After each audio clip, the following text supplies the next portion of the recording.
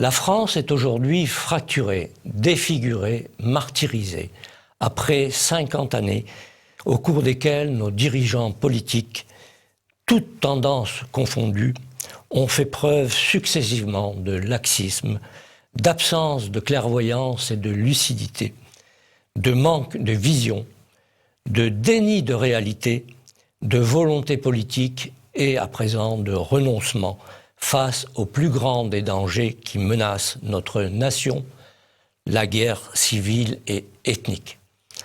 L'acceptation d'une immigration massive non contrôlée est surtout incompatible avec nos valeurs, nos mœurs et nos modes de vie, sans avoir modifié les conditions d'accès à la nationalité française, constitue une faute et une trahison inqualifiables commise contre la nation, contre son identité et son droit légitime à sa continuité historique. En l'espace seulement de 4 ou 5 décennies, nos élites politiques, négligeant totalement le bien commun et l'intérêt de la nation, ont mis en réel péril plus de 1500 ans d'histoire du peuple français. Et aujourd'hui, la patrie est en danger. Oui, notre patrie est en grand danger. Doit-on rappeler à ces dirigeants irresponsables qui méprisent le peuple et qui le mènent au désastre que la patrie s'identifie au patrimoine, c'est-à-dire à l'ensemble des biens que nous avons reçus de nos pères en héritage, et que la patrie établit un lien réel entre l'aspect spirituel et l'aspect matériel, c'est-à-dire entre la culture et le territoire. Elle mêle donc les valeurs et l'aspect spirituel qui composent la culture d'une nation. C'est la raison pour laquelle plusieurs peuples ne peuvent pas vivre sur un même sol. Plusieurs cultures ne peuvent pas coexister paisiblement sur un même territoire.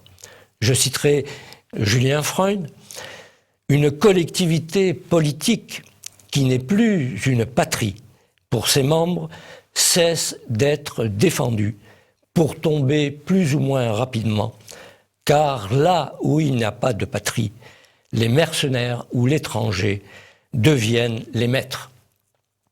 Vouloir, par idéologie progressiste, universaliste, de surcroît, sans l'aval du peuple autochtone, imposer une société pluriethnique et pluriculturelle est une pure folie.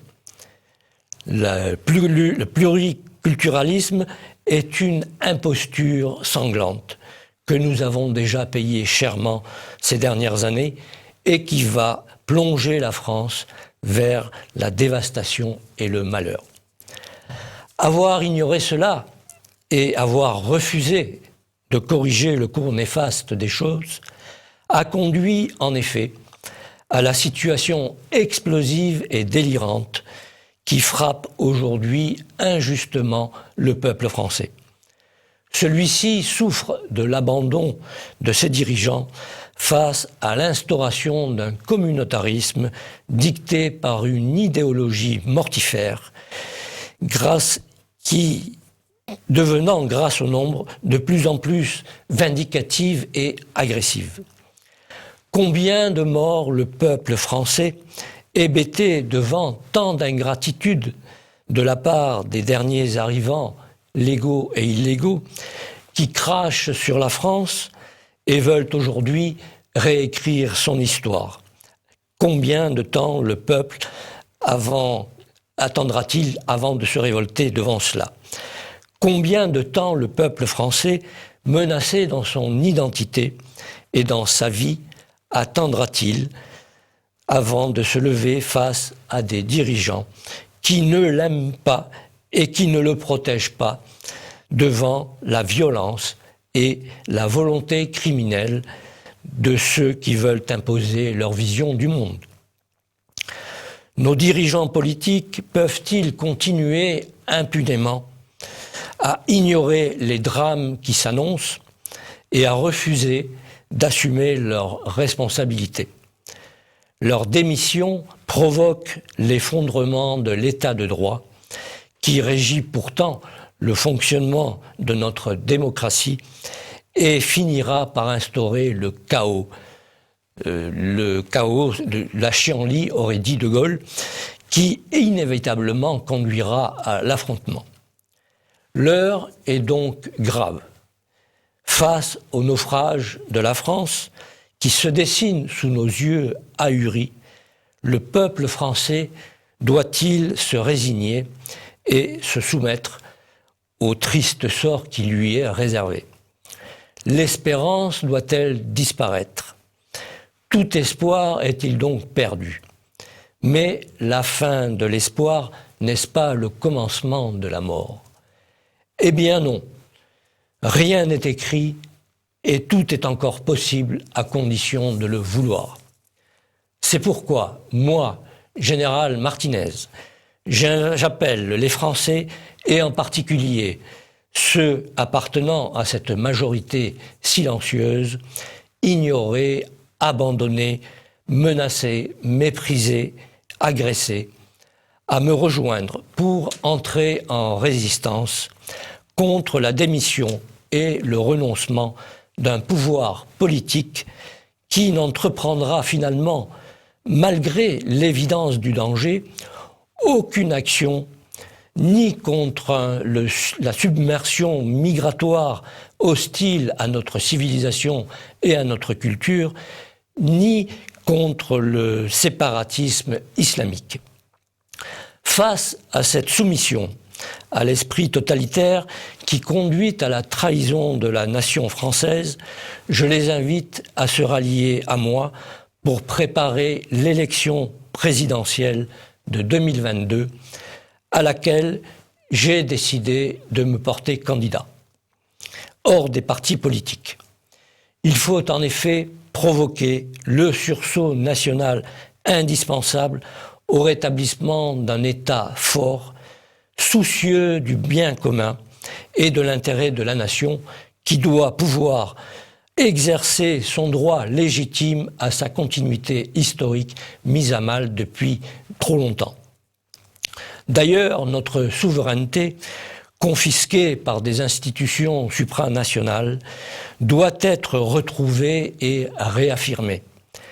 Quant au fonctionnement de notre système politique, sans remettre en question la nécessaire représentation parlementaire, une dose de démocratie directe devrait y être introduite, en particulier pour tout ce qui touche à la vie des Français, à leur liberté, à leur identité et à leur patrimoine.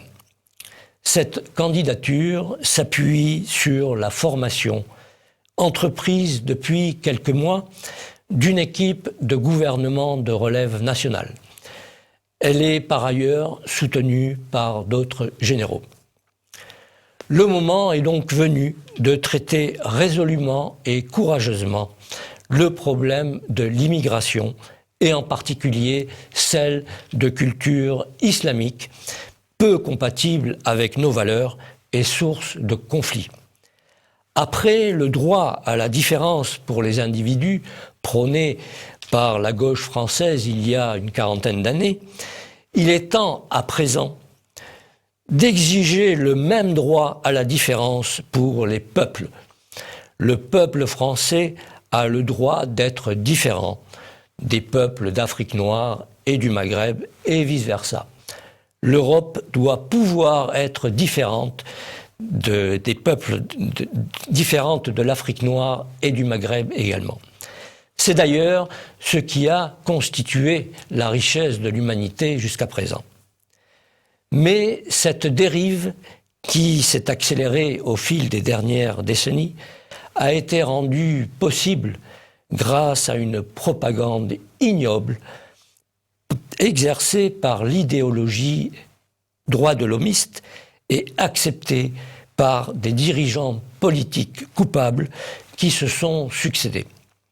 Elle a, avec la complicité de ces derniers, formater progressivement et enfermer notre peuple dans un état de culpabilisation et de repentance injustifiée. Cela doit cesser.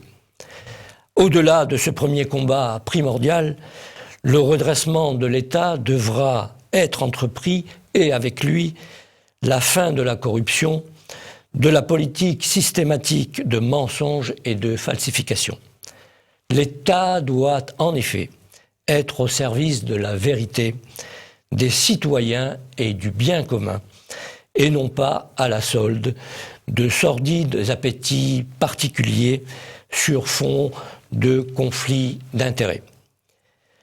Le peuple français, il faut le lui dire, c'est un grand peuple qui doit maintenant se réveiller et se réapproprier sa riche histoire pour refuser sa paralysie et sa léthargie dans lesquelles il a été plongé injustement. Il doit retrouver la fierté et renouer avec son passé pour se projeter dans l'avenir, choisi librement et non pas subi. Pour cela, l'ordre et la loi doivent être rétablis, car l'ordre seul est le garant de la liberté, alors que le désordre mène à la servitude. Il doit refuser de mettre un genou à terre et rester debout pour se dresser contre le mensonge. Il est temps pour lui d'entrer en résistance pour être acteur dans l'histoire qui s'écrit et non plus spectateur. Et la flamme de cette résistance ne doit pas cesser de grandir.